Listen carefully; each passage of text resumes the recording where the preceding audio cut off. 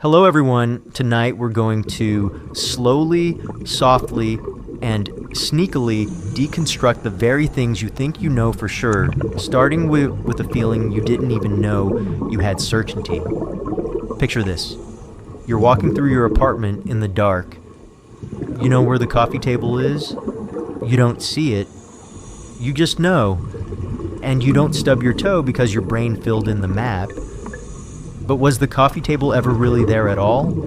Or did you trust a shortcut your brain offered? Like a whisper saying, "It's fine. I got this." You can either rethink everything or fall asleep without even noticing. So before you get comfortable, take a moment to like the video and subscribe, but only if you really like what I'm doing here. Feel free to drop your thoughts, your city, and what time it is for you in the comments. Now, turn down the lights, maybe crank up the AC for some soft noise, and let's get started tonight. You've probably heard the phrase making assumptions. What you probably haven't realized is that your entire life is built on them. Not the big, dramatic ones like I assume I'll win the lottery, but the small, silent ones like this chair is solid, or the ground beneath me is still there. Your brain is a master of efficiency. It builds shortcuts, heuristics to keep you from having to process the entire universe every time you blink. Imagine walking into your kitchen and flipping the switch. The light goes on. You assume the wiring works. You assume there's electricity. You assume you're in your own kitchen and not inside a carefully simulated environment controlled by hyper-intelligent frogs.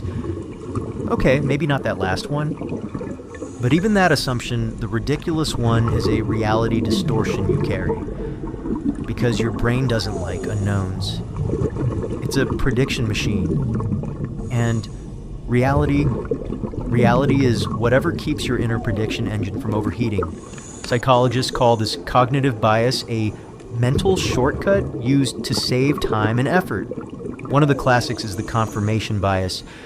You believe the world works a certain way, and then, surprise you, notice only things that confirm your belief.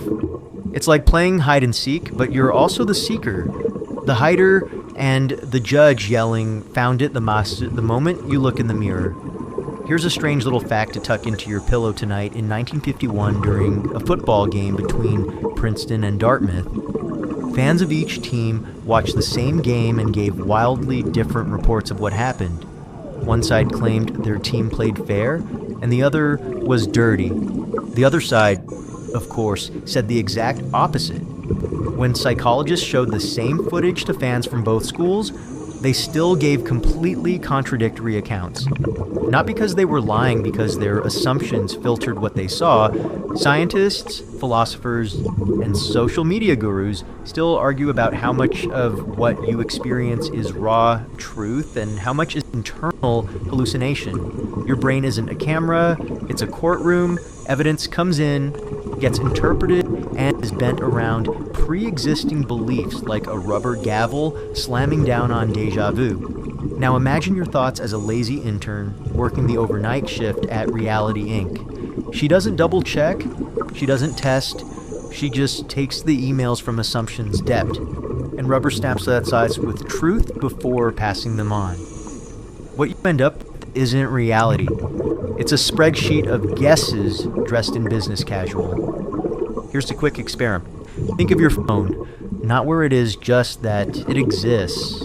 Okay, now, do you know it exists right now? Or are you just assuming you haven't checked it in minutes? Maybe hours? For all you know, it could have disappeared to the quantum foam like a sock in the laundry. But your brain assumes it's still there. You don't panic. You don't run to check. Your brain says, it was there before, it's probably there now. Assumption granted. This is called object permanence, a skill babies develop after a few months. But grown-up object permanence turns into something weirder, reality permanence. We start to believe that what was must still be, because rechecking the world every second would be exhausting. It's a smart shortcut. It's also a terrifying opening for glitchy thoughts. Let's stretch this a bit further. You know your name, right? Say it in your head. That's you. That's who you are. Now imagine waking up in a room where everyone calls you something else. They hand you a different ID. They show you photos of you doing things you don't remember. How long before you just go along with it? There's an old idea in philosophy: if you can't prove something beyond doubt, you probably assumed it. René Descartes said, "I think, therefore I am," but even that's an assumption about what I means. Maybe you are just the part that noticed the thought happen. It's late, I know, but here's one more to keep you up just a little longer when you dream. You never question the world until you wake up. What if your waking life is just a slightly more detailed dream, and the assumptions you make are the only thing keeping it from falling apart? There's an ancient Buddhist metaphor of a man shot by an arrow. He refuses help, saying, "Before you treat me, I must know who shot it, what it's made of, and where it came from." That's how we treat reality. We want to understand before we accept, but the brain doesn't work that way. It says, you're fine. Assume the coffee table is there. So as you drift towards sleep, notice what you're assuming right now: the safety of your room, the softness of your blanket, the identity of the voice in your ear. If even one of those is wrong, you wouldn't know. You just float deeper into a world built from shortcuts. But hey, that's what dreams are for. Section 2. You're standing in front of your childhood home. The grass is a little too green. The swing set creaks just like it used to. You know you've been here before. You remember falling off that swing and scraping your knee. Your mom ran over. She picked you up. You cried. You can see it in your head like it was yesterday, except it might not have happened that way, or at all. See, your brain is not a storage locker. It's more like a Google Doc. Every time you open a memory, you edit it. You add today's emotions, today's fears, today's biases. Then you hit save without even realizing it. This means your oldest memories are often the least reliable. Like a photocopy of a photocopy of a photocopy, but it still feels like truth. The technical name for this is reconstructive memory. Psychologist Elizabeth Loftus famously showed how easy it is to plant false memories. In one experiment, she got people to remember being lost in a mall as children even though it never happened. All it took was a suggestion, a little narrative, and boom, a new memory was born. Here's a funny but weird example. In 2010, a bunch of people online swore they remembered a 90s movie starring comedian Sinbad as a genie. They described it in detail: the genie's name, the plot, the VHS cover art. They argued about it. Problem: the movie never existed. It's now known as the Shazam effect. A collective misremembering so confident, people accuse the internet of erasing evidence. Scientists, sociologists, and conspiracy YouTubers still argue about whether this proves parallel dimensions, government gaslighting, or just mass suggestibility. But the fact remains, our memories aren't records, they're remixes. So when you say, "I remember it like it was yesterday," what you really mean is, I reconstructed that yesterday using whatever scraps of emotion I had lying around today. Let's do a little experiment together. Think of your earliest clear memory. Really put yourself there, Nut. Got it. Now ask, what time of day was it? What were you wearing? What did it smell like? Odds are, you just made up at least one of those answers. Not on purpose.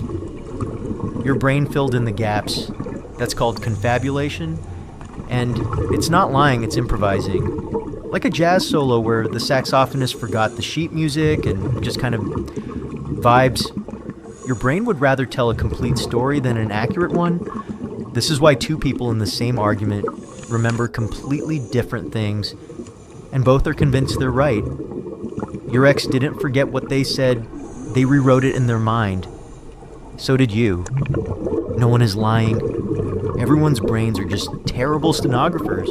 Imagine your mind as a courtroom drama where all the witnesses are drunk, the lawyers are improvising, and the judge is asleep. You're not recalling the truth, you're performing it. Here's a weird true story. In the 1980s, a man named Paul Ingram confessed to crimes he almost certainly did not commit. Why, under enough pressure and suggestion, he started to remember events that never happened, vivid, detailed, emotional memories. Once those memories were in place, they felt just as real as anything else. So yeah, your memories can be hacked. By others, by suggestion, by time, even by your own emotions. You ever notice how a breakup gets worse the more you think about it? At first, it's just, we had a fight. Then it becomes, we were never right for each other. Eventually, you're remembering scenes from Titanic and attributing them to your own relationship. You start to wonder if you were ever happy at all. Your brain is doing a dark little thing here, emotional filtering. You remember through the lens of how you currently feel. If you're sad, the past becomes sad too. If you're anxious, you remember only the parts that justify that fear. Your memories become a kind of emotional weather report, cloudy with a chance of dread. Let's get spookier. Have you ever remembered remembering something like you don't remember the event, but you remember that one time you talked about it? That's called meta memory. A memory of a memory. You're like a file cabinet made entirely of post-it notes stuck to other post-it notes. And here's a mind bender for your sleep playlist. Some scientists believe that your memories of childhood might not be yours at all. They could be stitched together from photographs, stories you were told, even dreams. You remember the memory, not the moment. So who are you? Really, if your past is more of a rumor than a record, well, you're still you. Kind of just not the historian version of you. You're more like a fan fiction author, rewriting your own origin story with every draft, and that's okay. It's how humans cope. We survive not because we remember perfectly, but because we remember usefully. Remember the guy from Section 1 who thought he was in control? The one trusting his brain's assumptions? Like a GPS that never updates. Yeah, that same guy is now arguing with his spouse over something that happened 10 years ago on vacation. He says, "You were wearing the red shirt." She says, "I never owned a red shirt." He insists it was the red one, with the sleeves.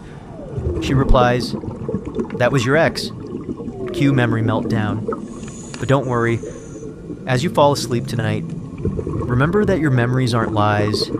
They're dreams you keep waking up inside, flexible, emotional, foggy dreams that just happen to be carrying your name and address.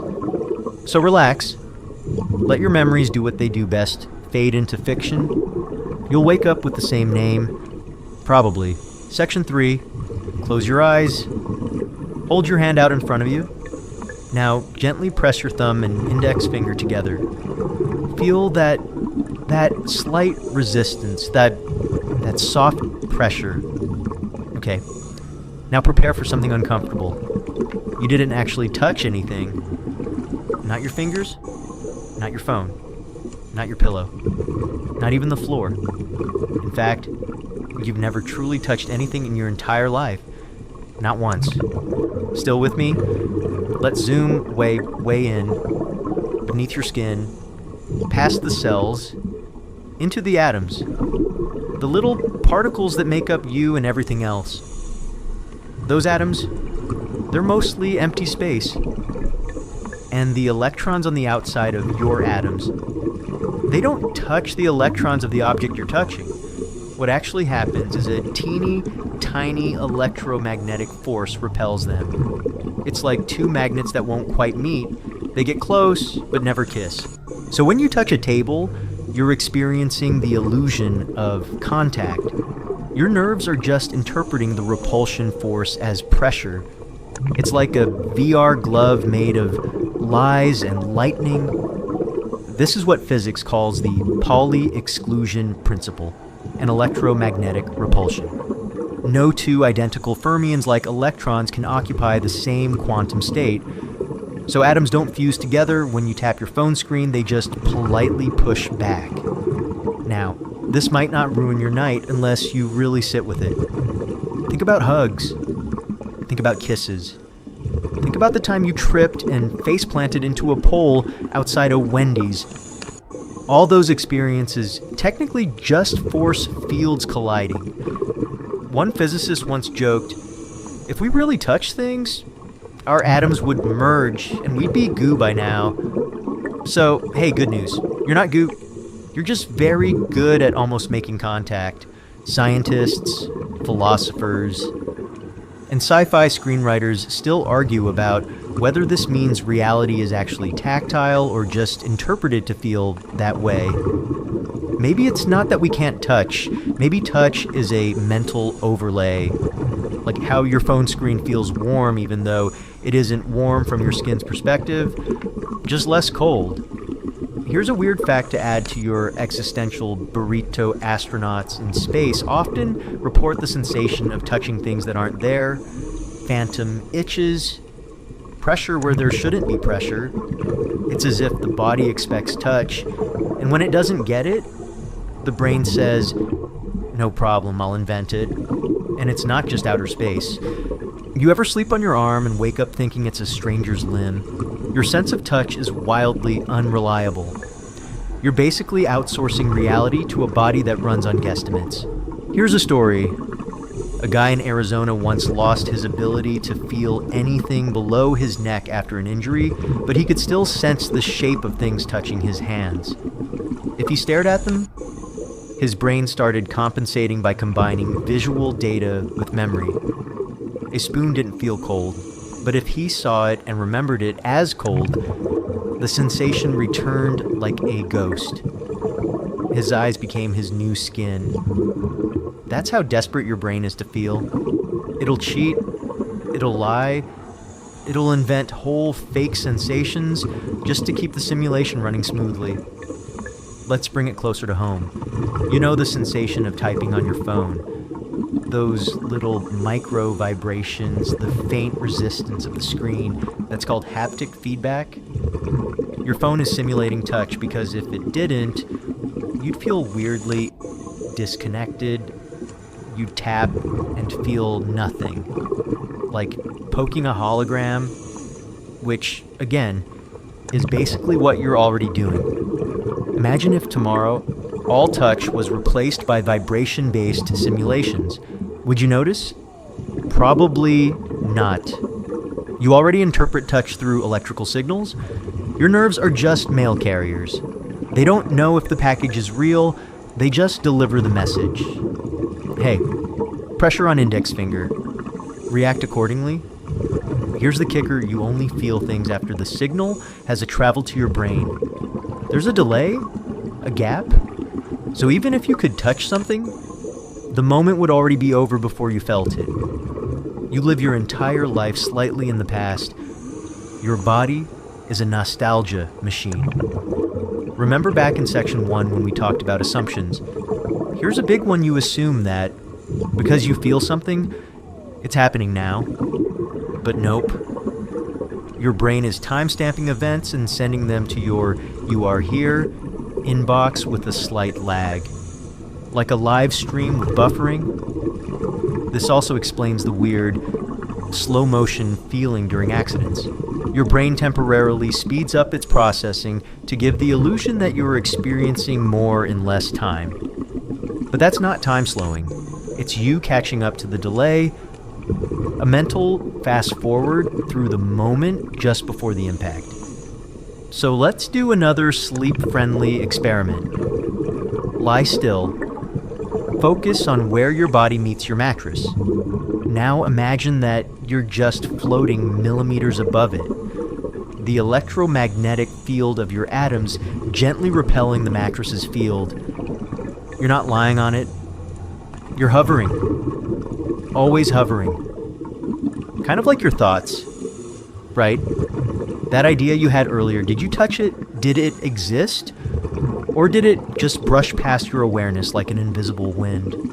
That's what tonight's about, realizing how much of your life is made of non-contact. Words that almost meant what you needed, emotions you almost expressed, people you almost connected with, and yet it all felt real. Maybe reality isn't about hard lines and definite pressure. Maybe it's about the impulse to reach, even if we never fully connect, the impression of contact, the idea of warmth, the memory of skin. So tonight, while you drift off, imagine that even though you're not truly touching your bed, you're still being held by gravity, by routine, by the slow dance of atoms too polite to collide. You're floating, but gently, safely, softly, and you can let go now. You won't fall. Section 4. You reach for a cookie. Simple enough. You think, I want that. And your hand obeys. A clean line between desire and action. Free will in motion. Right. Let's throw a wrench in that warm, buttery illusion. What if your brain had already decided to grab the cookie before you chose to do it? What if your thought wasn't the command, but the explanation? Back in the 1980s, a neuroscientist named Benjamin Libet ran a spooky little experiment. He asked participants to flex their wrists whenever they felt like it and to note exactly when they decided to do it. While they sat there, wires hooked to their heads. Libet measured the timing of everything: the muscle twitch, the conscious decision, and the brain's preparatory activity. Here's the unsettling result. Their brain started preparing for the movement nearly half a second before they consciously decided to act. That's not a delay. That's a plot twist. Libet's findings suggest that your brain acts first, and your decision comes later, just in time to take credit. It's like your consciousness is a late-night sports announcer giving play-by-play commentary on a game that already happened. Scientists, philosophers, and caffeine-addled Reddit users still argue about whether this kills the idea of free will or just complicates it. But let's put it in bedtime terms. Your brain is like a cat that knocked over a vase, and your conscious mind is the roommate arriving later, yelling, "Why would I do that?" Let's tell a quick story. Meet Jonah. Jonah likes to think he's a decisive guy. He orders the spiciest thing on the menu, wears mismatched socks on purpose, and once broke up with someone because they didn't like Radiohead enough. But when Jonah was put in an fMRI scanner and asked to make simple choices, press left or right, researchers predicted his decisions up to 7 seconds before he made them 7 seconds. That's a lifetime in brain terms. That's your neurons saying, "We got this. Just keep the illusion running." This is part of what neuroscientists call the readiness potential, a buildup of electrical activity in your brain that precedes your conscious action. The spooky part, you don't feel it. You just become aware when it's already too late to not want the cookie. Here's a comparison for your dreams tonight. Imagine watching a movie where the character does something wild, quits their job, jumps into a river, kisses the wrong person. You gasp. You say, "Why'd they do that?" But they're not real. Their actions were scripted. You're just reacting. Now flip the roles. You're the character. Your brain is the writer. And your awareness.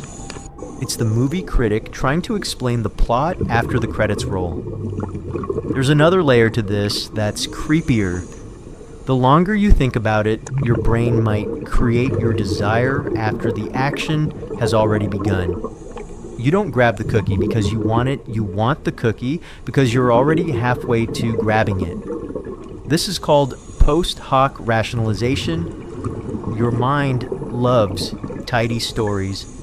It's allergic to randomness. So when your body does something spontaneous, Your brain scrambles to create a narrative. I did that because it becomes a retroactive justification. And yet, we cling to free will.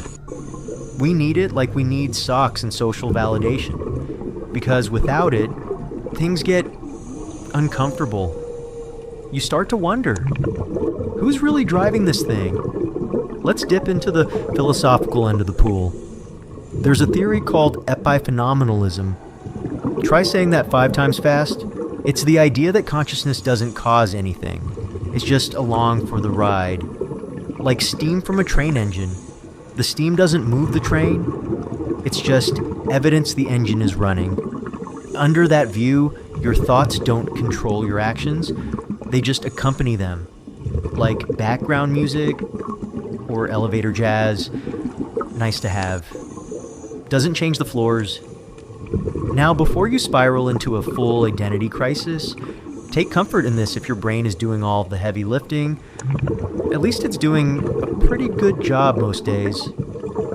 You breathe, you walk, you blink. You laugh at memes you didn't choose to find funny. Somehow, life continues. And anyway, even if you're not truly in control, you're experiencing the illusion of control, which might be the same thing, functionally. Think of it as dream logic you're flying, but it feels natural. You don't question how, you just ride the wind. Let's bring it back to sleep. Imagine you're drifting off. You roll over, adjust your pillow, maybe scratch your knee. Did you decide to do any of that? Maybe not. But you'll still remember doing it. Your mind will write a soft bedtime story to explain your body's slow ballet under the covers. And here's a relaxing twist. What if that's okay? What if you don't need to be the driver to enjoy the ride? What if you're the passenger on a late-night train, staring out the window, letting your thoughts blur into motion and dreams? Remember Jonah. He still broke up with the Radiohead hater. But now he wonders, did he choose to do that? Or did his brain just make the decision before he even realized he was done? Maybe the real you is the one who observes, who feels the ripple of decisions already made, who narrates the story as it unfolds, not writing, but reading aloud with dramatic flair. So tonight, as your limbs relax and your breath evens out, let go of the pressure to be the author. Let your mind be the reader. Let your body turn the page. The story is already written. All you have to do is drift. Section 5. You're staring straight ahead, but you're blind. Not permanently, not dangerously, just invisibly. Right now, there's a part of your vision that's just missing. A blank, a glitch, a hole in the matrix, patched with a guess. Welcome to the blind spot. Every human eye has one. It's the place where the optic nerve exits the back of the eye. No photoreceptors, no rods, no cones, no data. It's like the plug socket of your vision, a place where nothing gets through. And yet, you don't notice. Why? Because your brain is lying to you again. Sweetly, gently, like a bedtime story told by a nervous parent who doesn't want to explain what taxes are. Instead of showing you a literal gap in your vision, your brain plays Photoshop. It looks at the area around the blind spot and fills in what's probably there. It's impressive and completely fabricated. Scientists, neuroscientists, and optical illusion YouTubers still argue about just how often your brain pulls this trick. But the short answer is constantly, your blind spot is just the opening act. The full show includes saccadic masking, change blindness, and motion-induced blindness. It's not just that you miss things, it's that your brain erases the fact you ever missed them at all. Let's try something fun. Hold your hands out in front of your face, arms wide like you're about to give reality a big ol' hug. Wiggle your fingers. You'll see them in your peripheral vision. Right now, slowly bring them back, wider, wider, until you can't see the wiggling anymore. They're still there, moving, but your brain stops reporting them. Not because it can't detect them, but because it's decided this is unimportant. We're on a budget. That's not a metaphor. Your brain literally runs on limited processing power. It prioritizes some data over others. Like when your phone lags if you open too many apps. Your brain's solution: kill a few tabs, blur some stuff, hide what you're not directly looking at. It's visual minimalism enforced by biology. Let's get weirder. You're in a room. A light flickers on. You glance around. Everything seems normal. But then something changes. The chair is gone. The plant moved. The curtains are a different color. Do you notice? Probably not. That's called change blindness. Unless you're hyper-focused, your brain smooths over sudden shifts in your environment. It assumes continuity. Because change, alertness, has energy drain. And your brain is the ultimate energy conservationist. It's basically a lazy editor who hates reshoots. Here's a famous example in a psychology experiment. A man stops pedestrians on the street to ask for directions. Mid-conversation, two people rudely carry a door between them, blocking the view. When the door passes, the original guy is gone, replaced by a different person. And most participants don't notice. They just keep talking like nothing happened. Let that sink in. Someone literally shape-shifted in front of them, and their brains just shrugged. Because your brain edits reality to maintain the illusion of continuity, you might be wondering if we're all seeing filtered, incomplete versions of reality. How do we ever agree on anything? Answer: we don't. We just get close enough. Shared hallucinations that overlap in useful places, like agreeing where the door is but arguing about what color it is, what it means, and whether it's open or closed. Here's a creepy little bedtime fact: when your eyes dart from one thing to another, say, from this sentence to your lamp, your vision actually goes dark for a split second, but you don't notice. Because your brain deletes the footage and splices the cut like a sneaky film editor. That's saccadic suppression. Your eyes jump, your vision blinks, and your brain pastes the two scenes together like nothing happened. It's like reality is being delivered to you in little jump cuts, and you never even see the transitions. Let's talk about motion-induced blindness now. Look at a still object while surrounded by moving patterns like spinning dots or waving background. Your brain might cause that still object to vanish. Just poof. Mid-gaze. Because the brain prioritizes movement and drops irrelevant data to keep things simple. This isn't just theoretical. It's been tested again and again in labs. You can watch it happen. But outside the lab, in real life, you don't see the glitches. Your brain hides them under layers of perfectly smooth experience. You live in a highlight reel. Let's take a story break. A guy named Louis once got into a car crash because he didn't see the other car. It wasn't that the car was hidden. It wasn't invisible. It just didn't register. His brain was focused on the traffic light, the GPS, the soft jazz on the radio. When asked what happened, Louis said, "It came out of nowhere." That's not just drama. It's neurological truth. The car didn't appear. His brain cut it out of the scene until it was too late. So the next time you think, "I saw that coming," ask yourself, did your brain retroactively add it in like a director reshooting a key scene? Let's try a cozy thought experiment. As you settle in, imagine your brain as a movie set. You're the star. The set is elaborate props, extras, lights, but only what the camera sees is fully built. Everything else, cardboard, suggestions, painted on shadows. If you turn around too quickly, the illusion might crack, but it doesn't. Because you never turn around fast enough, Your brain always stays a step ahead, filling in the missing bricks before you notice. That's not deception. That's love. That's care. That's an exhausted production team trying to keep the show going. So as you drift off tonight, remember you are not seeing reality. You are seeing a guess. A best fit version of the world built on habit, shortcuts, and assumptions. But that's okay, because it works. It's safe. It gets you through the day. And in dreams, the edits are even smoother. Section 6. You wake up and forget your dream. You brush your teeth in a trance. You stare at your closet for 10 minutes wondering if pants are really worth the hassle.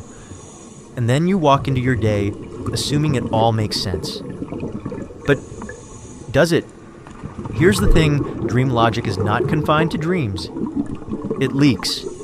It seeps into your waking life like steam under a bathroom door, curling into the corners of your decisions, your routines, your thoughts. You think you're awake, alert, rational, but beneath the surface, a whole dream world is bubbling. You're not just thinking, you're associating. Let's try this. Think of a giraffe. Now think of a ladder. Now imagine the giraffe climbing the ladder to get into your apartment. You laughed, maybe, or blinked, or thought, what am I doing? But your brain went with it. That's dream logic. Absurd connections accepted without protest. And it's not just for sleep. Your brain does this all the time in the background. When you're tired, when you're stressed, when you're looking for your keys and checking the fridge, even though that makes zero sense. Dream logic isn't irrational, it's hyper-associative. It says, this reminds me of that. So maybe they're connected. That's why you see a face in your toast. Or assume someone's mad at you because they used a period in their text. That's why someone says banana and you think of your ex. Scientists and psychoanalysts still argue about what dreams are for. Freud thought they revealed secret desires. Modern researchers lean toward brain garbage disposal. But some cognitive scientists believe dreams are a side effect of your brain trying to make connections between unrelated things, like creative brainstorming with worse lighting. Here's a weird fact for your pillow. Tonight, people awaken during REM sleep and asked to solve puzzles often do better than people fully awake. Something about dream mode helps connect dots that don't normally connect. So yeah, dream logic isn't a glitch. It's a feature. Let's meet Carla. Carla works in tech support. She's efficient, no nonsense, and allergic to whimsy. One day, she tells a coworker I had a dream where my stapler was melting, and then my childhood dog told me I should switch banks. They laugh. She laughs. But 2 days later, she does switch banks. Not because of the dream, she says, but because the fees were annoying. But were they? Or did the dream nudge her? A background whisper that echoed just long enough to bend her logic Carla's not alone? Researchers call this incubation effect. Dreams don't give you answers, they give you frames. And once the frame is set, your brain fills in the logic. It's kind of like your GPS recalculating in the middle of traffic. The detour isn't based on straight lines, it's based on what seems close enough. Let's go further. Have you ever walked into a room and forgotten why, or sat through a meeting, daydreaming about cheese wheels on conveyor belts, only to suddenly remember your to-do list? That's dream logic hijacking your daily thoughts. Your brain was following a thread you didn't even know existed, and suddenly it surfaced. Like a scuba diver bursting through the water, holding a rubber duck and yelling, "I remembered to send that email." That's how dream priming works. Waking life cues trigger subconscious patterns, and your brain doesn't care whether they come from REM sleep or office coffee. Remember section 3 where we talked about never really touching anything? Well, dream logic is kind of like that, but for reasoning.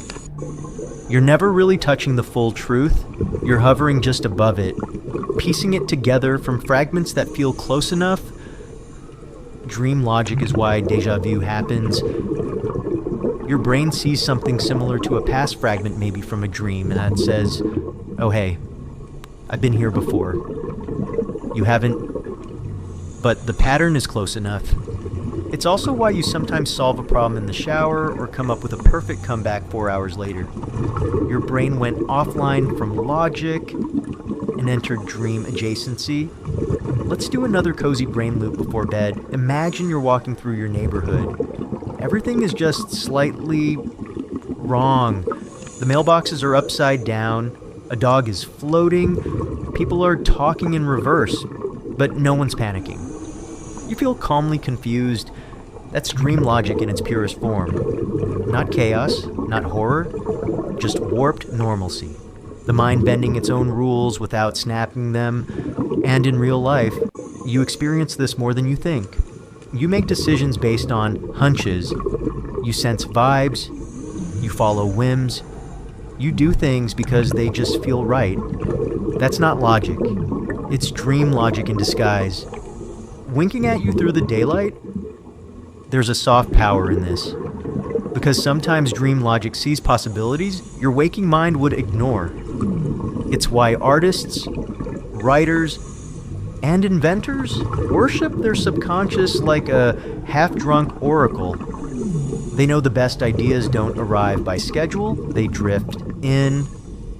So tonight, if your thoughts seem random, if your mind bounces from socks to snakes, to your old third-grade teacher who maybe looked like a sock-snake hybrid, don't resist. Let the logic leak. Let the world ripple. Let sense be a secondary concern. You've spent all day being rational. Now, let your thoughts melt a little. Let the stapler talk. Let the dog advise you on finances. Trust the giraffe on the ladder. It's your dream now. Section 7. Tick, tock. Tick, tock. That's not time passing. That's just your clock pretending it knows what's going on. Because time doesn't flow. Not like water. Not like music. Not like your weekend when you say, where did it go? Time, as we feel it, might be one of the biggest reality distortions of all. Let's start with a thought. What if time isn't a river, but a frozen lake, and you, skating across it, are just tricking yourself into believing there's movement when there's only ice in physics, particularly Einstein's theory of relativity? Time isn't a standalone thing. It's part of a four-dimensional fabric called space-time. Past, present, and future all exist at once, like different rooms in the same house. You're just walking through them one at a time. Or more accurately, you're experiencing them one at a time, but they're all already there. You ever watch a cat chase a laser pointer it thinks it's making progress? But to you, the laser god, you already know exactly where it's going. You've already decided the cat's excitement, adorable, but completely misplaced. Now imagine you're the cat, and time is the laser. Yeah, scientists, philosophers, and theoretical physicists still argue about whether time actually flows or if that's just how human consciousness perceives changes in entropy. Some physicists argue the arrow of time is a side effect of increasing disorderly choke. So, why your closet never stays clean. Here's a weird fact for your mental nap. In space, time moves slower in stronger gravitational fields. That's not science fiction. That's the twin paradox. If you send one twin into orbit at near light speeds and leave the other on Earth, the space twin will come back younger. It's been tested with atomic clocks on planes. Time actually bends. You feel time as constant uniform, ticking along. But really, your perception of time is tied to change. If nothing changes, time feels like it stands still. That's why a boring Zoom meeting lasts forever. But a good nap lasts 6 seconds. Let's meet Reggie. Reggie works night shifts at a hotel. Same hallway, same dingy wallpaper, same slow elevator. After a few weeks, he starts to feel like time is looping. Monday becomes Thursday, becomes Tuesday, becomes somehow last Wednesday. He forgets how long he's been there. Everything's just one long hallway. And that's not madness, it's psychology. When nothing new happens, your brain compresses the timeline. No mental landmarks, then nothing happened. Memory and time perception are best friends if one stops paying attention. The other gets confused. That's why childhood summers felt endless. You were constantly learning, noticing, tagging the days with events. Now, days slide by like socks on a wood floor. In fact, one theory suggests time is constructed after the fact, like memory, but sneakier. You experience moments, and then your brain stitches them together like a documentary with a biased narrator. This happened. Then this, totally linear. Nothing to see here. But think about déjà vu. That strange sensation that this has happened before. What if that's your timeline slipping? Mental page being reread out of order. Or ever notice how time feels different depending on mood? Anxiety speeds it up, boredom stretches it, love, forget it. 2 hours turns into 6 minutes, waiting for someone to text back. 6 minutes feels like a medieval sentence. Here's another freaky example people in accidents often report time slowing down. A car skids, a bike crashes, a fall begins. They say it took forever. But no, their brains just started recording faster. Not more time, just more frames. Like a camera switching to slow motion. You see, your brain is the editor of your timeline. It decides how smooth the footage feels, how long each clip runs, which scenes matter. Time is the film. You're just the audience, munching popcorn and trying not to blink during the scary parts. And time travel, well, you do it every night, sort of. When you sleep, hours vanish. One moment you're setting your alarm, the next it's morning. 8 hours just gone. If time flowed naturally, why don't we feel those hours passing? Because consciousness is the metronome. No awareness, no beat. So here's a thought for your next dream. Maybe time isn't something you move through, it's something you generate by moving like a treadmill that only turns on when you take a step. No step. No forward motion. No forward motion. No time. Let's wrap this up with a cozy paradox in physics. The present moment doesn't exist in the equations.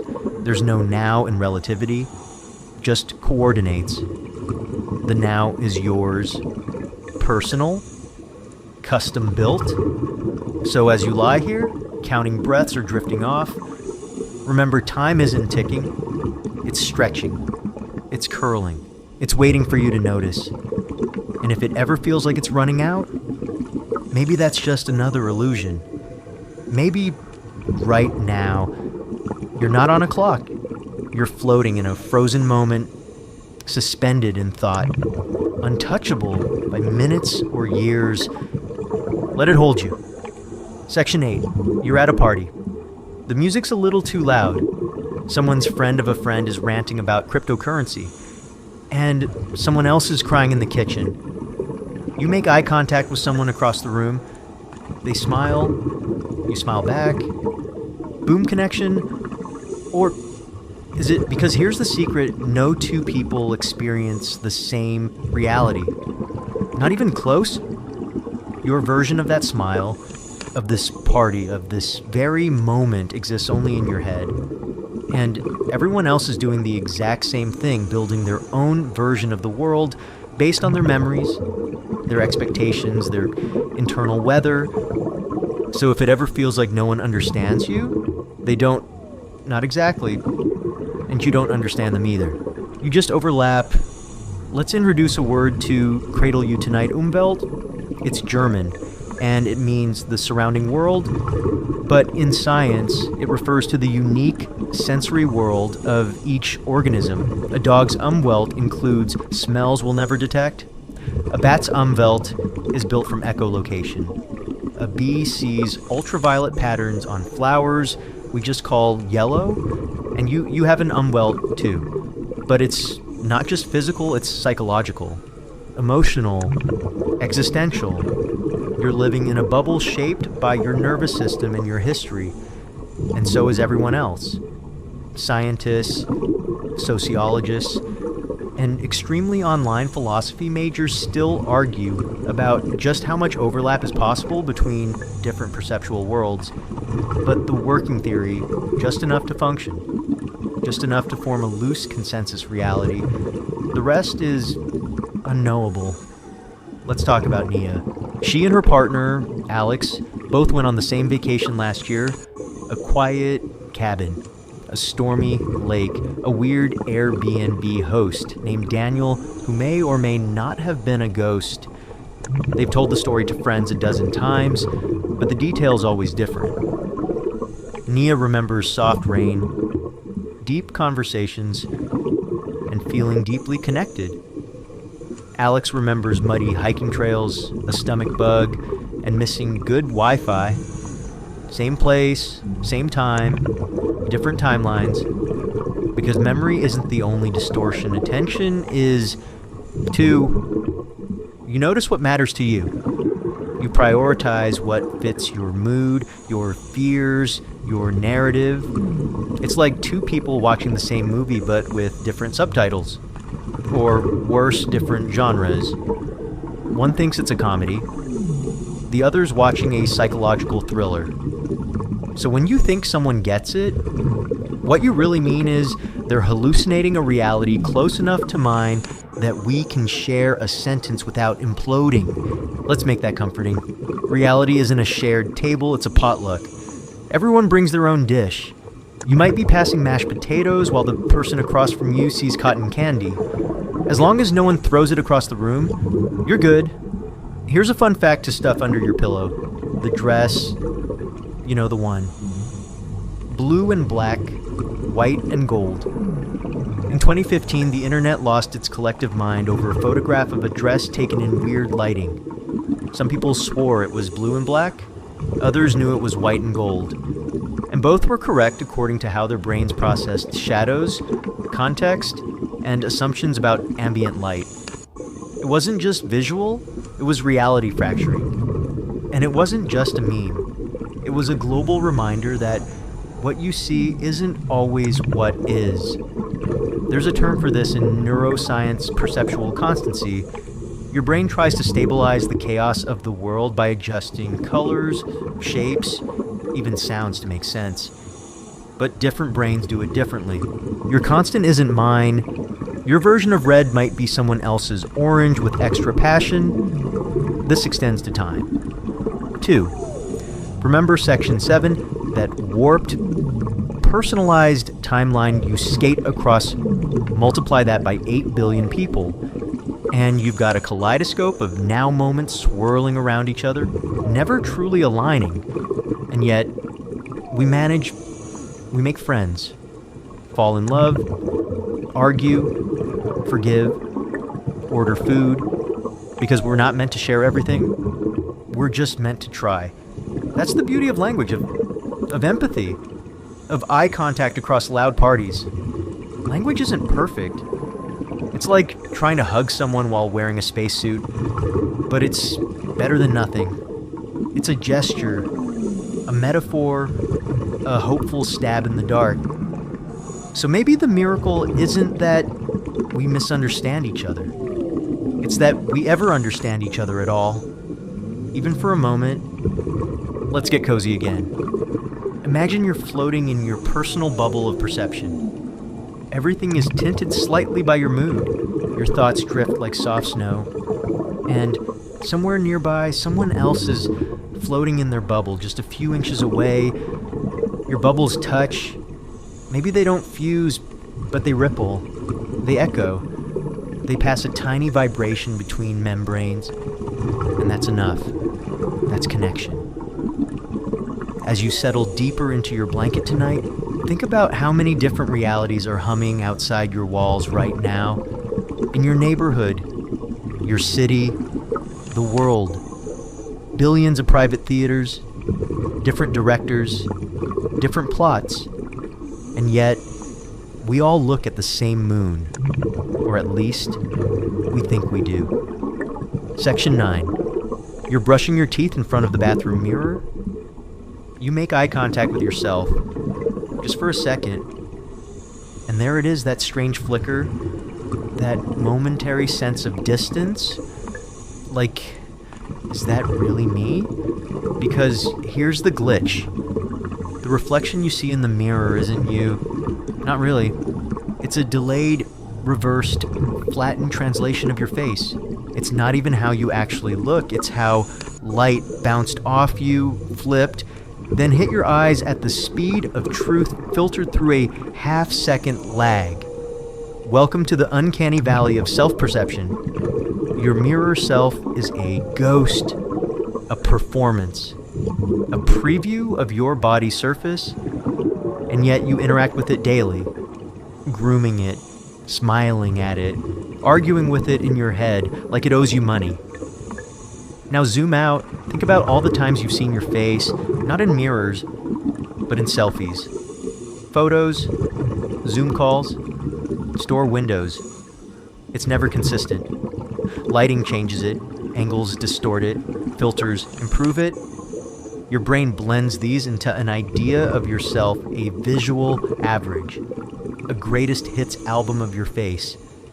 And you've grown attached to that fiction. We all have. Scientists, psychologists, and designers of bad dating apps still argue about whether we prefer mirror images or camera shots. But here's the kicker, you don't know what you look like. Not in the same way others do. You've never seen your true face. You've only seen reflections and projections, reverse-engineered impressions interpreted through optics and memory. Your mental self-image is like a character in The Sims made from fragments, prone to glitching, always slightly off. Let's talk about Keiko. Keiko spent most of her life thinking she looked okay. Then one day, a friend took a candid photo, bad lighting, weird angle, wrong side of her face. Keiko hated it. It didn't match the version in her mind. She spiraled for days. But everyone else said, "You look exactly the same as always." That's the mismatch, the mirror self-gap, and it runs deep. There's a phenomenon called the mirror exposure effect. It means the more you see something, the more you like it. You've seen your mirrored face more often than your real one, so naturally, you prefer it. When someone takes a photo, your brain goes, "Wait, who is that slightly asymmetrical stranger?" This is also why voice recordings sound weird. Your voice in your head is softened by skull vibrations. The real thing, higher, thinner, unfamiliar. It's not worse, it's just externalized. You're not used to hearing yourself as others do. Same with mirrors, same with cameras, same with you. Let's go deeper. There's a neurological condition called prosopagnosia, or face blindness. People with it can't recognize faces, not even their own. To compensate, they memorize voices, walking styles, clothing. To them, identity is behavior, not appearance. In a way, that's more honest, because appearance is flimsy. It's performative. You can change your look, you can grow a beard, dye your hair, wear a hat, cry in a Whole Foods. But who you are, that's deeper, messier, less photogenic. There's a mirror test used on animals and children to measure self-awareness. You put a mark on their forehead without them knowing, then let them look in a mirror. If they touch the mark on their own head, They've recognized themselves. Some apes pass. Dolphins pass. Magpies pass. Some toddlers don't. But here's the twist. Maybe we don't pass either. Maybe the self we recognize is not real recognition, but habitual illusion. A familiar mask. That's not depressing. That's freedom. Because if the self is a mask, you can try on new ones. You're not trapped by your reflection. You're just renting it. Let's shift into the poetic for a moment. Your mirror self lives in a parallel world. It mimics your gestures, but backwards. It blinks when you blink, smiles when you smile, but it will never hug you, never speak to you, never step forward and say, "Hey, we've been faking this for years, haven't we?" And you know what? That's okay. Because sometimes we need that version of ourselves. The composed one, the symmetrical one, the one who looks like they've got it together, especially when we don't. Remember back in section 2 when we talked about memory being a remix? Your reflection is kind of the same. It's a visual memory, updated live, a feedback loop of posture, facial tension, vibe. You look to your reflection not just for appearance, but for confirmation. Am I tired? Am I still me? Am I okay? And the mirror answers, close enough. Let's wind this down with a nighttime visualization picture, a room full of mirrors. You walk through it slowly. Your reflection follows. Each pane shows a slightly different version. One is younger. One is smiling. One is crying. One is asleep. And one isn't moving. Chilled, right. But here's the point. None of those are you, and all of them are. You are the observer, the constant, the soft light behind the glass. So tonight, when you turn off the light and your reflection disappears, remember that what really matters was never the surface. It was the stillness underneath. The quiet you, the one nobody else sees, but you always carry. Section 10. You're sitting in a chair, still, breathing, aware. But here's a question. Who is sitting in the chair? Is it you, the body, you, the voice in your head, you, the vague collection of memories and passwords and snack preferences, or is you just the story your brain tells to hold everything else together? Here's the unsettling, sleep-enhancing idea consciousness might just be a narrative generator, a sort of internal podcast your brain produces to make sense of the chaos. You think you're the author, but maybe you're just the narrator, and not even a particularly reliable one. Let's unpack that. There's a theory in neuroscience called the narrative self. The idea is that your brain strings together your experiences like scenes in a movie, editing, deleting, rearranging all to create a feeling of continuity. But the you that exists across time, that stable identity you defend in arguments and write in job applications, it might be mostly fiction. Scientists, psychologists, and very sleep-deprived philosophers still argue about whether there's a core self or if we're just improvising the role of me based on whatever story makes sense in the moment. Think about it. Your personality shifts depending on context. You're different with your friends than with your parents. Different when you're tired. Different in a crisis. Different when no one's watching. But you don't feel fragmented. You feel whole. Why? Because your brain fills in the gaps. I'm always like this, it says, despite all evidence to the contrary. Like a publicist smoothing out your weirdest press appearances. Here's a true story. A man named Phineas Gage survived a railroad spike going through his frontal lobe in 1848. Before the accident, he was friendly and responsible. Afterward, impulsive, rude, prone to profanity. His friends said he was no longer Gage. Same body, different narrative. The brain damage didn't erase his memories, it rewired how he constructed himself. That's what your frontal lobe does. It manages planning, morality, social awareness, and identity. Take that out of the equation, and the story changes. Here's a more everyday example. Have you ever watched yourself doing something in a dream, like watching a movie of yourself?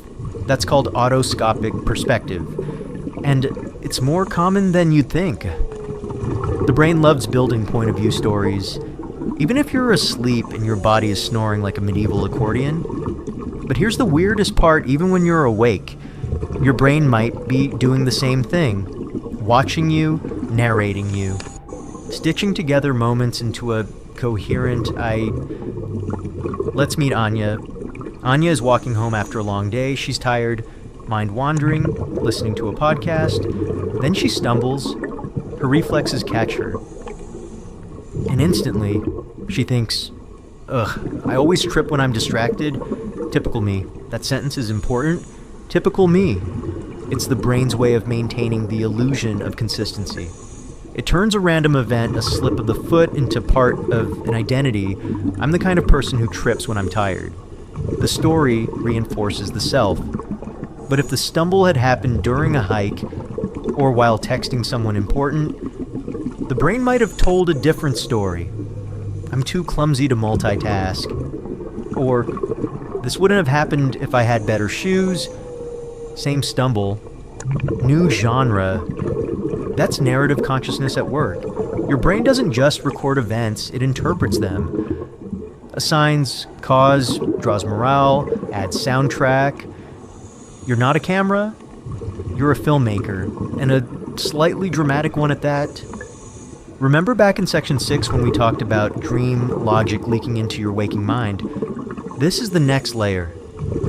Your waking life is a dream in narrative form, and you're both the dreamer and the dreamt. There's even a theory called the default mode network, a set of brain regions that lights up when you're not focused on anything external, just daydreaming, wandering, storytelling. It's when you replay conversations, imagine outcomes, edit your memories, and that's when the you gets updated. Like a Wikipedia page that anyone with an emotion and a little free time can edit. Some researchers think this is what gives rise to self-awareness. The ability to not only act, but explain your actions. Not accurately, but narratively. I did this because I'm this kind of person. It's comforting, even when it's wrong. Here's a thought for your mental sandbox. If you could pause your brain's narration, even for a second, what would you be without it? No story, no name, just sensations, breaths, the hum of a world not filtered through meaning. That's not terrifying, that's peace. It's the state meditator's chase, the quiet place beneath the narration, where the self dissolves, and you're just there. No commentary, no edits, just pure experience. You might never stay there long, but even touching it briefly is enough to make you wonder, who am I when I stop telling myself who I am? So tonight, as you lie in the dark, listening to the story in your head soften into mist, try this pause. The narrator, let go of the plot, float between the paragraphs. And remember, you are not the story. You are the space where the story is told. Section 11. You're the main character. Obviously, this is your movie, your soundtrack, your slow zoom into the fridge at midnight. You narrate your life like you're auditioning for an indie documentary. And here she was again, microwaving leftover spaghetti at 2:14 pondering the entropy of all things. But what if that's not the real picture? What if you're not the hero? What if you're the audience? There's a concept in cognitive science called the illusion of control. It's the feeling that you're steering your life's wheel, when often you're just watching the road from the passenger seat, giving directions after you've already passed the turn. You feel like the driver, but your hands aren't on the wheel. They're on the popcorn bucket. Remember section 4, when we talked about how your brain might make decisions before you're aware of them. That theory doesn't just poke holes in free will, it kind of nudges you out of the protagonist's chair. You're not choosing your next thought. You're reacting to it. You're not crafting the plot. You're being shown the highlights. And your consciousness, your sweet, sleepy inner voice, is whispering commentary to keep things feeling cohesive. Scientists, psychologists, and overly committed improv actors still argue about the self's actual role in behavior, but there's a compelling idea known as the epiphenomenon of consciousness, the thought that your awareness is like the steam from a boiling pot, not the cause of action, just a side effect. Let's look at a relatable story. Marcus is late for work. Again, he spills coffee, misses the train, gets rained on. By the time he arrives, he's angry, soaked, and irrationally convinced that the universe is targeting him personally. He mutters, "Of course this would happen. Just my luck." But let's rewind. Was it luck or a cascade of prior decisions he wasn't aware of in real time? The snoozed alarm, the overconfidence in coffee cup grip strength, the underestimated cloud density. Marcus didn't script this. He watched it unfold. Then he added narration to make it make sense. That's the audience effect. You don't create the movie, you experience it. You don't choose your thoughts, you watch them pass. You don't decide who you are, you observe yourself and say, yeah, that must be me. There's a term called the observing self. It's the idea that you are not your thoughts, not your emotions, not your impulses, but the part of you that notices them. Like a person sitting in a theater, watching the movie of your life. Sometimes it's comedy. Sometimes it's horror. Sometimes it's just you opening and closing the fridge 4 times in a row, hoping a new snack has materialized. So, what's the twist? It's not that you're powerless, it's that your power is different than you thought. Less about control, more about attention. You might not choose the scenes, but you choose how long you stay in them. You choose which part of the screen you focus on. Think of your mind like a live stream. Stuff is happening. You can't pause it, but you can shift the camera, zoom in, zoom out, turn down the volume, put it in grayscale, and add moody jazz if you want. That's what mindfulness is. By the way, not some mystical brain state, just the ability to say, oh, I see what's happening, without getting sucked into the plot. Here's a wild little fact: studies show that people are happier when they're paying attention to what they're doing, even if it's boring. Washing dishes, for example, produces more satisfaction than daydreaming about vacation while washing dishes. Your brain prefers present tense reality even when it's just soap and plates. Why? Because that's when the audience becomes the screen. When the distance collapses, when you stop watching your life and start experiencing it. Let's try something dreamy. Picture yourself walking through a forest. You're not narrating. You're not planning. You're just there, leaves crunching, wind brushing your ears, light flickering through branches. You're not you, the thinker. You're just the pair of eyes receiving it all. You're the camera. You're the light, peaceful. Right. Because when you stop being the star of your own show, you make room for wonder. When you stop trying to be the writer, the actor, and the director, you finally get to enjoy the story.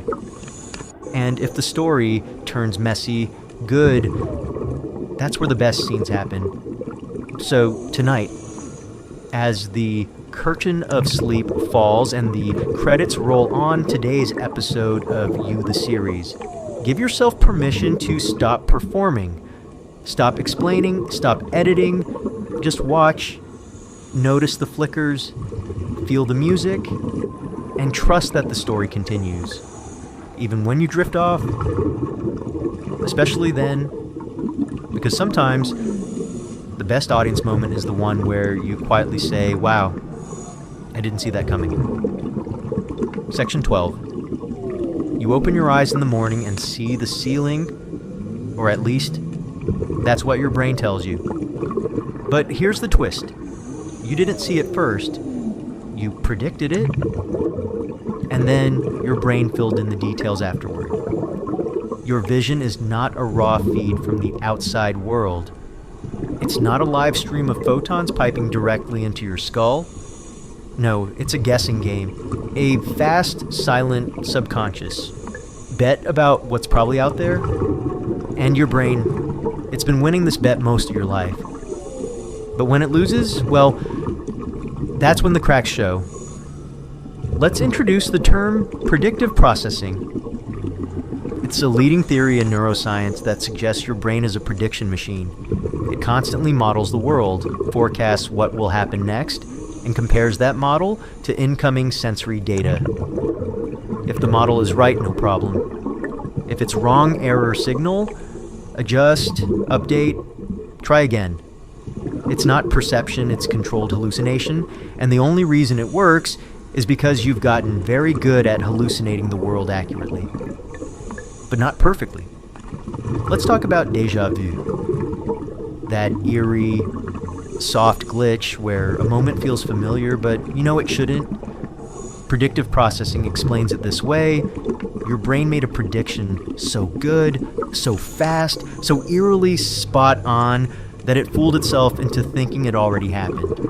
Your internal movie accidentally synced with the trailer, and the result, a spooky tingle. Scientists, philosophers, and illusionists with YouTube channels still argue about how deeply predictive processing affects your experience. Some believe it influences not just vision, but emotion, belief, even identity. Let's take a fun example, optical illusions. The Miller-Lyer illusion, the one with two horizontal lines that look different in length because of arrowheads at their ends. They're the same length, but your brain refuses to believe it. Why? Because it predicts that certain visual cues mean closer or farther away. That prediction messes with perception.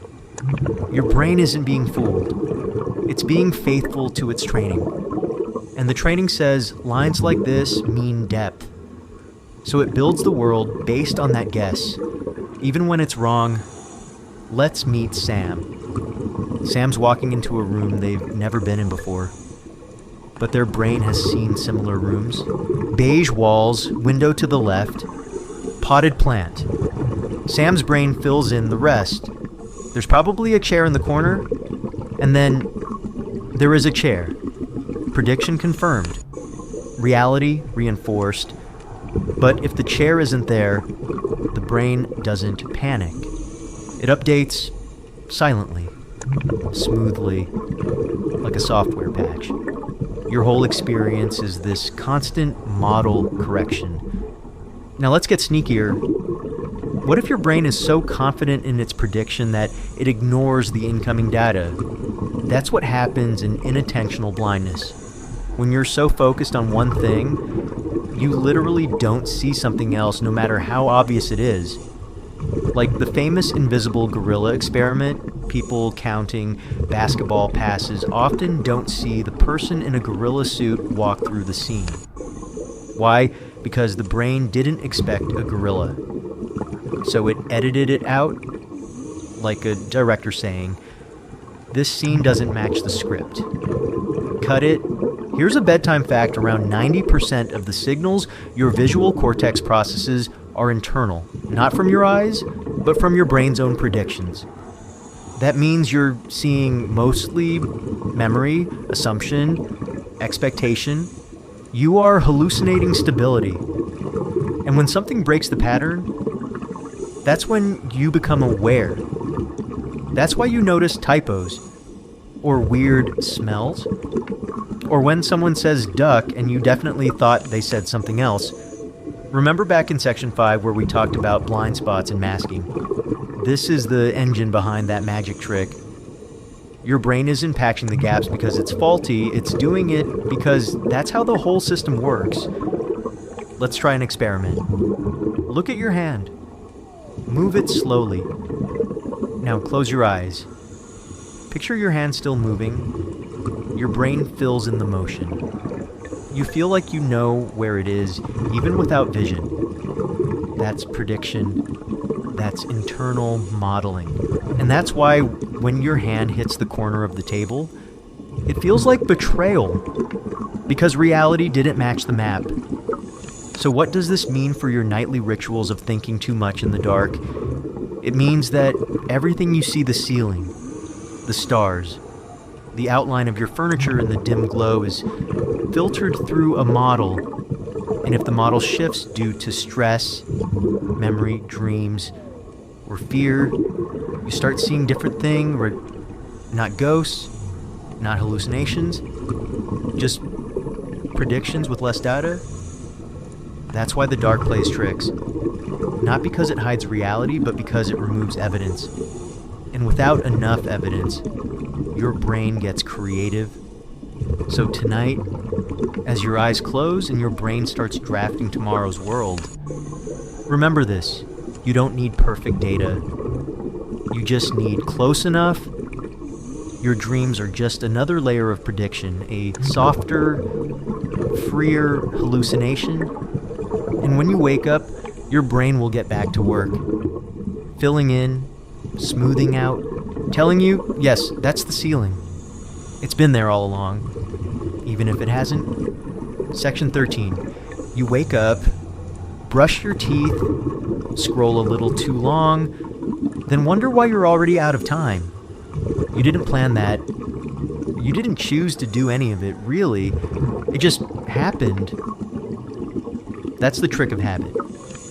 You think you're living a day, you're actually running a program. There's a statistic that floats around: roughly 40% of your daily behavior is habit. But depending on who you ask, scientists, psychologists, or your grandma with the crossword addiction, the number might be way higher. The point is, most of what you do is on autopilot. You are a creature of routines disguised as a creature of choices. Let's talk about a term that sounds fancy but is deeply relatable: automaticity. It's the process by which an action becomes so familiar that you perform it without conscious thought. Like tying your shoes, typing LOL even though you didn't laugh, or opening Instagram without realizing you picked up your phone. Automaticity is your brain saying, look, we've done this 100 times. I'm not burning calories on it today. And that's helpful if you had to consciously think through every step of brushing your teeth or unlocking your front door. You'd collapse before lunch. Habits are your brain's way of offloading decision-making to preserve energy and increase efficiency. But here's the distortion: the line between choice and habit is blurry. You think you're choosing. You're really remembering what you always do and replaying it like a favorite sitcom rerun. Let's meet Ravi. Ravi says he's a spontaneous guy, loves trying new things, but every Thursday, he orders the same noodles, sits in the same chair, rewatches the same show. One day he catches himself mid-scroll and thinks, wait, have I already lived this day? Spoiler, Yeah, that's not déjà vu. That's habitual time travel. You're doing what your past self trained your body to do. And your present self is tagging along for the ride like a tourist who forgot their itinerary. And habits don't stop at behavior. They hijack thoughts too. Ever found yourself spiraling into the same worry loop? What if I fail? What if they don't like me? What if I left the stove on and I'm actually dreaming inside a fire? These aren't fresh thoughts. They're mental habits, neural grooves, worn deep by repetition. You don't think them, you fall into them. Your brain's a pattern machine. Remember, and like we explored in section 12, it's always predicting. If a certain pattern of thought has occurred often enough, the brain assumes, yes, it's 9:42 p.m. Time for the anxiety tango. Let's drop a strange bedtime fact your habits can fire without your permission. In one study, rats trained to run a maze continued to run it even when the reward was removed. Their brains had chunked the sequence into a loop: start, run, turn, finish, and hit play as soon as the maze appeared. Now replace the rat with you. The maze is your morning, wake, scroll, sip, check, frown, repeat. You might feel in control, but the lever's already been pulled. Scientists call this cue-based habit formation. Your environment becomes a script. Your desk chair, drawer work mode. Your bed, car phone scroll mode. Your couch, targ snack mode. Your ex's playlist, targ emotional meltdown mode. And this is why breaking habits feels like breaking reality. You're not just changing behavior, you're interrupting a story your brain has told so many times it forgot it was fiction. Remember in section 10 when we said consciousness might be a narrator? Well, habits are the director.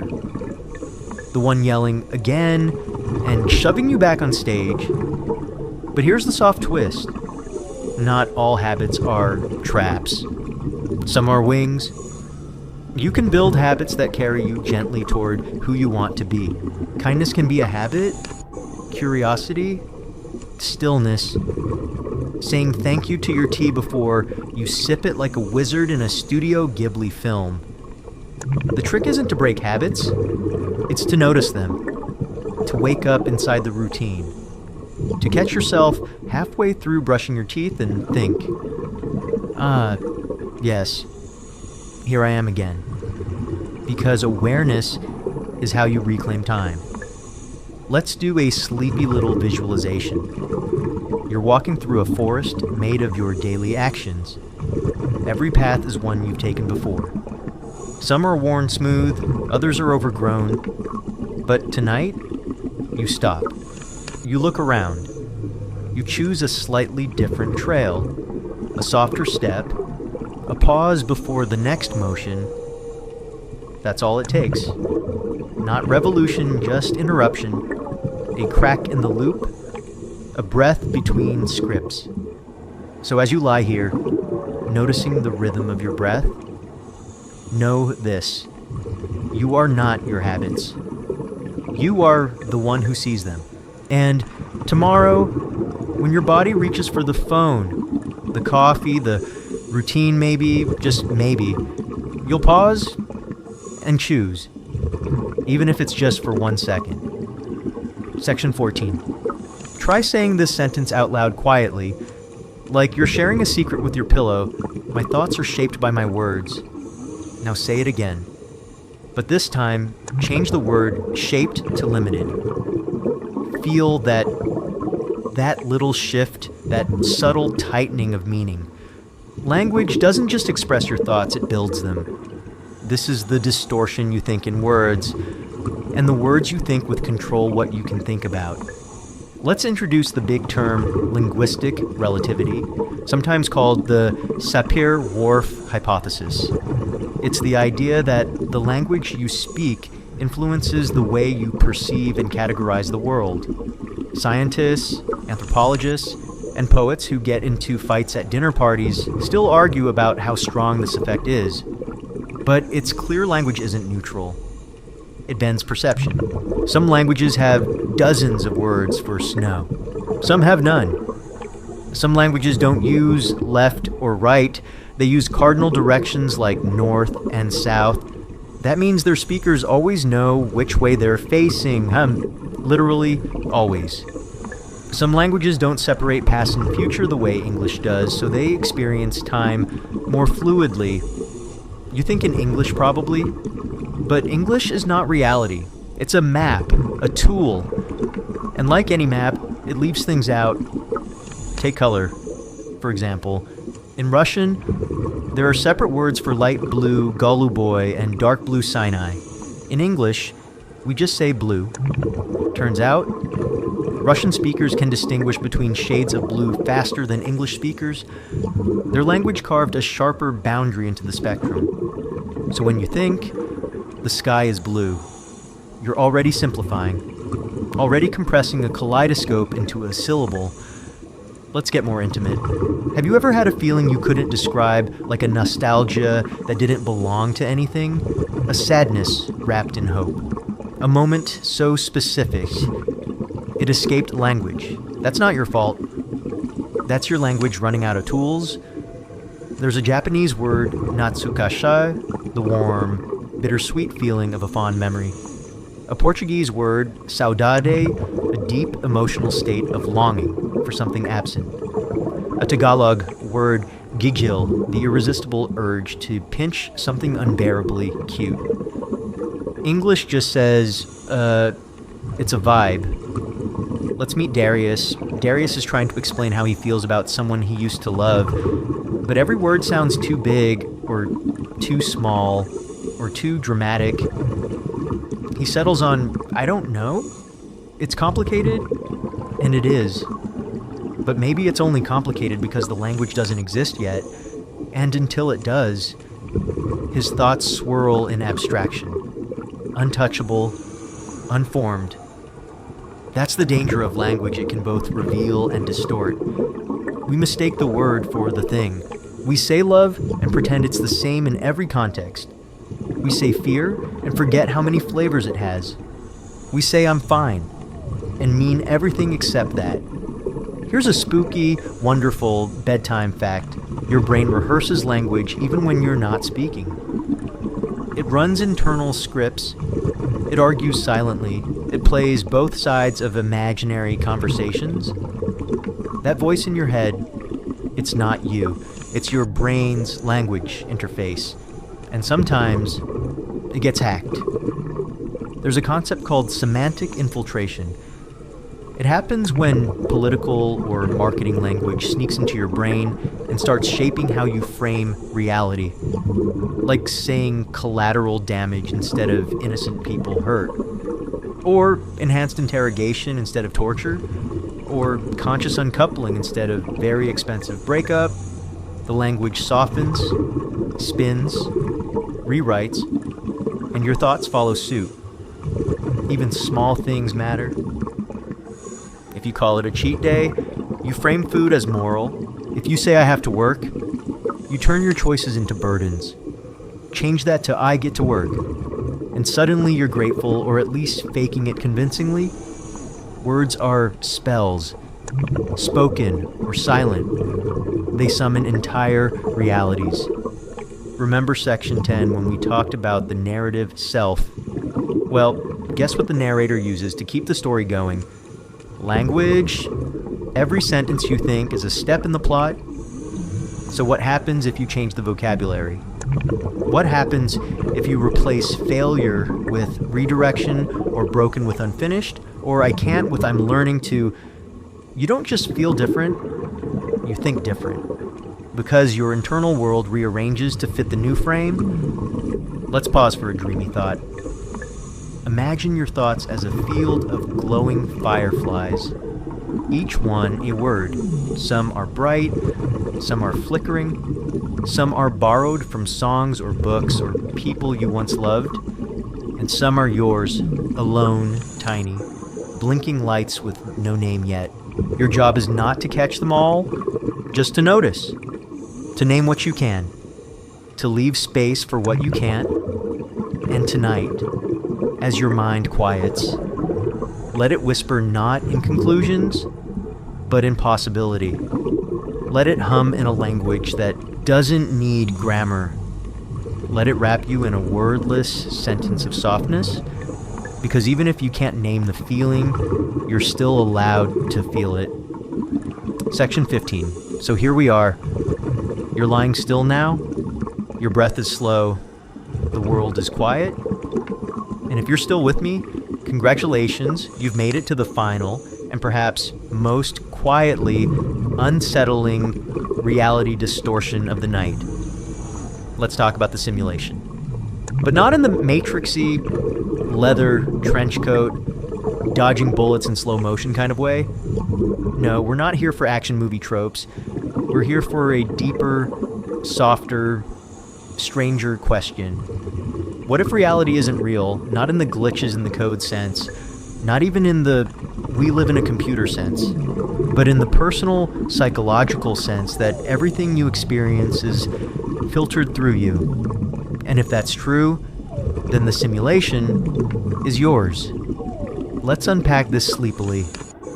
You wake up every day inside a body you didn't choose, with thoughts that arise unbidden, inside a world you can never truly check against anything else.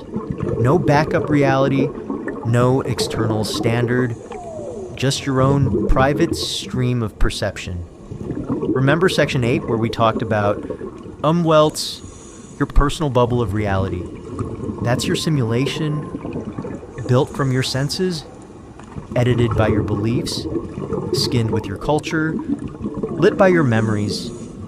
Every tree you see, every word you hear, every bite of your favorite snack is not the thing itself. It's the brain's model of that thing. A best guess rendering? Scientists, philosophers, and late-night forum posters with suspicious usernames still argue about simulation theory. Some think there's a real base-level reality somewhere out there.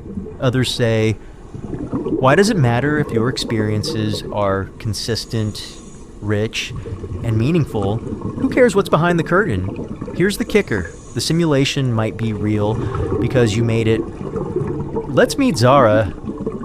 Zara walks through the same park every morning, over time. Her brain stops seeing the details. It fills them in. The trees are still there. The squirrels are doing squirrel things. But one morning, she's grieving. Suddenly, everything looks different. The light feels heavier.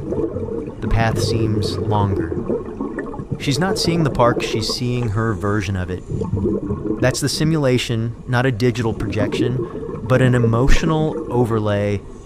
You don't just see reality, you tint it. And it changes day to day, hour to hour.